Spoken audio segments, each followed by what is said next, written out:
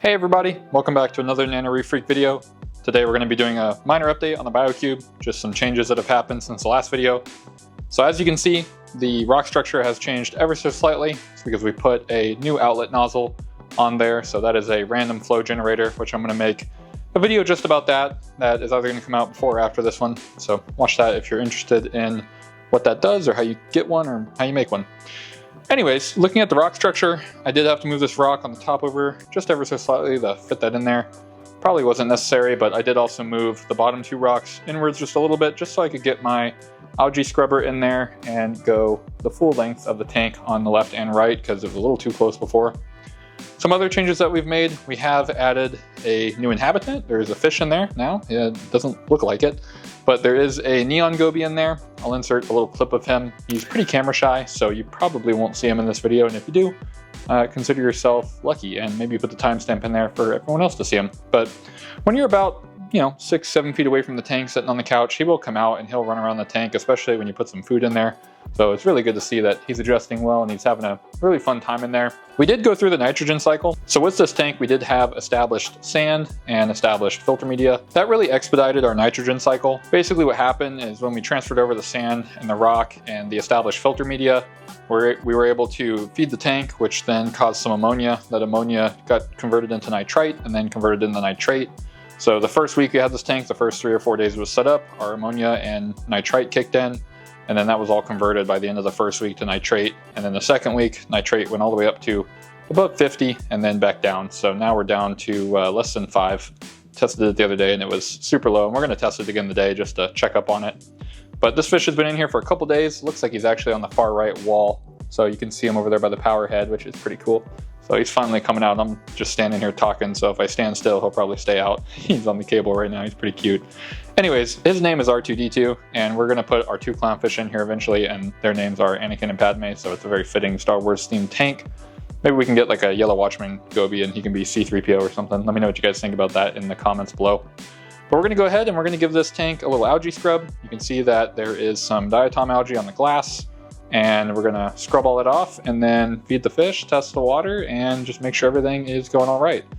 For anybody that is new to reef keeping, or maybe you're learning from this channel, I would highly suggest that you test your water very often in the early stages. So this tank I've only had set up for, 3 or 4 weeks now. And with that in mind, we need to be testing pretty often just to make sure that our alkalinity is there, make sure our ammonia, nitrite, and nitrate are in check. Your ammonia and nitrite, you want at 0. Your nitrates, you want maybe 5 or so, maybe 10 or so, depending on how much coral you have. You want just a little tiny bit of nitrate, maybe just a little tiny bit of phosphate.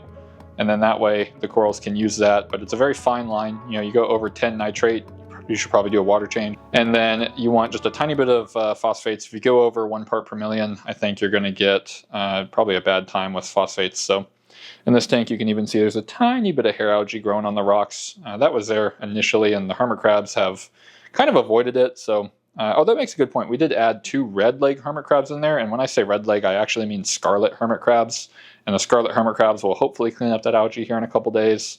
So really all the inhabitants of this tank so far, we've got, I believe, 3 Nassarius snails in there, 2 scarlet hermit crabs, and then, probably 5 to 10 blue legs, maybe a couple more.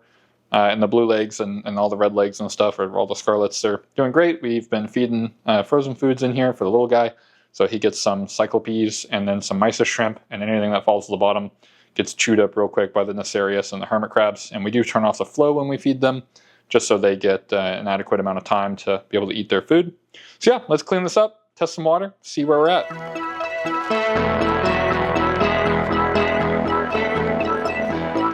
A good tip when you're cleaning this tank, guys, if you get sand in your algae scrubber, you just pop it off, let it float to the top, and remagnetize it, especially if you got a mag float, and that'll get all the sand out of your scrubber there. That way you don't scratch up your tank. As you can see, the BioCube unfortunately has these rounded corners which look beautiful, but unfortunately algae grows in there, and it's very hard for a magnetic scrubber like that to get in there. They do make a curved one, but it's not the stealth model, so it's not blacked out, so unfortunately it's not going to be very fitting for my tank, because I really want this all black stealth look to continue throughout the tank. All the equipment has to be black. If we ever change the lights, they need to be black. I want this to all look like a stealth, just awesome unit. Alrighty, that's going to do it for cleaning the tank. Now we're going to let that all clear up. We're going to test some of the water. There's one thing I want to show you guys real quick that's in the back of the tank. So if you guys look at the back of the tank here, there's actually a hermit crab on the bottom, and a lot of people are going to go, oh, one of your hermit crabs died. It's actually a molt. So the hermit crab molted and grew, and this is actually his old shell here, the one that has all the algae on it. He's actually gotten in a new shell, and he's right up here at the very tippy top. It's this scarlet hermit crab here that's in that big shell on the top. So really looks like he molted, got bigger, got in a new shell, and climbed to the top of the mountain, which is really, really cool.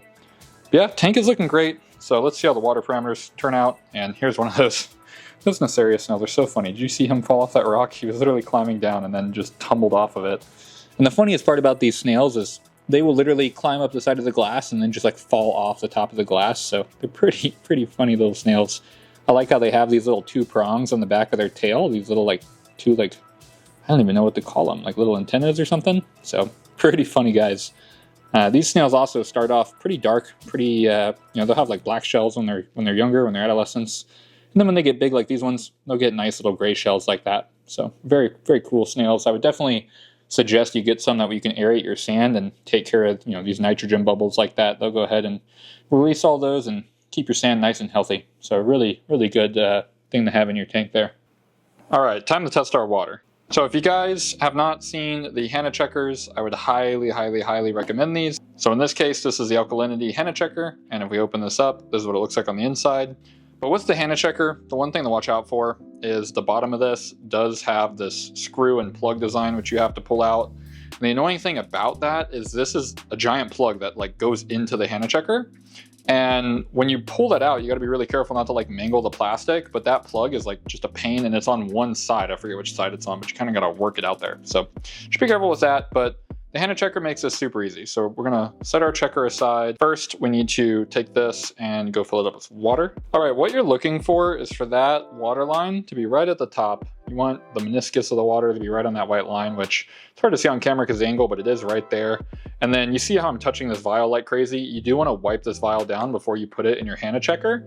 That way the Hanna can get a accurate reading. So I'm going to wipe this down with my shirt real quick. Now that my vial is all wiped down, I'm going to take my Hanna checker. I'm going to open this up. And I accidentally just hit that button there, which is fine. That was the next step, is to hit that button, pop in your vial there, close it, and then you take it and you push this black button here. It's gonna then flash, a couple times here. And then after it flashes, it's gonna give you C2 like this. And now you're gonna add 1 ml of your reagent. And then what's the reagent? You wanna make sure you're using this plunger with the attachment. What this is gonna do, it's gonna leave the syringe empty and only fill the attachment up, so watch. And when I pull this out, you can see, oh, it's full of stuff. Sweet. This is how it's supposed to look. So you can see it's filled all the way to the 1 milliliter line there in the syringe. I have pretty shaky hands, you've probably seen. Drink a lot of coffee, guys, okay? All right, we're gonna put the cap on our vial here with the reagent. We're gonna invert this 5 times. I'm gonna wipe it off with my shirt real quick, pop it right back in our Hanna checker here, close it up, and I'm gonna hit the button again. And then it's going to think about it a couple times and gives me my alkalinity. So 7.0, in this case, 7.0 is really low, guys. That's like the absolute minimum. So this is the stuff we're using. It's Tropic Marin, all for Reef. We're going to dose about 2.5 milliliters of this stuff into the BioCube. I've been trying to keep my alkalinity in this tank closer to 8, closer to 9. My other tanks sit comfortably at about 8.9. Okay, 2.5 milliliters. Really is just about enough to fill the very bottom of this cup here. I'm going to go put this in the BioCube. Okay, next in our testing are these 2 boxes. These are boxes from the Target dollar section, but they're great containers for our Red Sea test kits. So here we have the nitrate and nitrite test kit from Red Sea. Let's go and test nitrite first. So to test our nitrite, we can see that we need to get 16 mils of water in this vial, if I don't manage to break it first. We're gonna go and put 1 drop of bottle A in here. That's this guy right here. You're gonna wanna hold this upright when you're putting that 1 drop in there. That way you can get an accurate reading. Next, cap this, shake it for 10 seconds. Put that down, and then we're gonna go ahead and wait 9 minutes. So in this case, you don't even use bottle B at all. While that's testing, let's go and test nitrate. So we're going to flip our cards here. A good tip, by the way, guys, is to take your card for what you're testing, take your bottle once it's ready to go, and leave them together. That way you don't confuse them later on. Now, you'll notice this test kit here uses bottle B and C. So you got to be really careful, because I have definitely done this test where I've accidentally put 2 scoops of bottle C or 2 scoops of bottle B back to back, not realizing that I had the wrong bottle. So we're going to do 1 level scoop of B. All right, it's been 60 seconds. Yay. Try not to spill too much of it. Okay, we're going to cap this bad boy one more time. Okay, and now we wait 9 minutes for that. So while we're waiting on that, everybody, I can talk a little bit on the test kits I use and what I recommend. For right now, the HANA checker for the alkalinity is honestly the best. I would highly recommend the HANA checker to anyone who hasn't tried one, especially for alkalinity and phosphate testing. For anything like nitrates, you can use the Red Sea one. It's working great for me. That's this one here. And then I have also used the ammonia from Red Sea, which is this one here. The ammonia one works pretty good as well. Right now, however, instead of using the Red Sea ammonia, I'm using Salifert actually. So I've never tried Salifert, but I've heard really good things about Salifert in the past. And I gotta say, the Salifert test is one of the best ones I've used, especially for the price. This thing is less than 20 bucks. And just remember that your test kits do have expiration dates. So for example, this one expires in 2027, and the Red Sea ones do have expiration dates on them as well. You can actually see that it's printed on the backs of the bottles. So in this case, it expires in August of 26. And even the HANA checker should have an expiration date as well. So you'll see that this expires in April of 2026. So just make sure that your test kits are up to date, guys, and not expired before you go ahead and test your tank. I'll also do a more in-depth video on these test kits eventually, guys. I just want to get more time using them right now. All right, everybody, it's been our 9 minutes. We can see the nitrite, 0, as we expected. Totally clear. How we know that? We flip over our Red Sea test card, put our tester or our vial here on top, take a look at it, and if you look in there top down, it's completely clear. If it was any of these pink colors, you would need to be worried. So we're gonna go ahead and dump this out, and the nitrate one is almost done, so we'll check that one in just a second. But all right, so if we flip over the nitrate test card and we take a look at nitrates, right here, we can see that this is basically 0, guys. It's like maybe 2, maybe not even. You can see the 2 looks even darker down there. So really, no nitrates in that tank, which is really good to see. That's how you know your cycle's completed, when you've got no ammonia, no nitrite, and no nitrate. And I know everyone in the comments is going to go, oh, you haven't tested ammonia yet. Calm down, everybody. Calm down. We're going to break out the Salifert ammonia kit right now. Fill up our 1 mil, half of our syringe in here. Okay, we've done our 30 seconds. We're going to go ahead and put the rest of the 5 mil in there like that.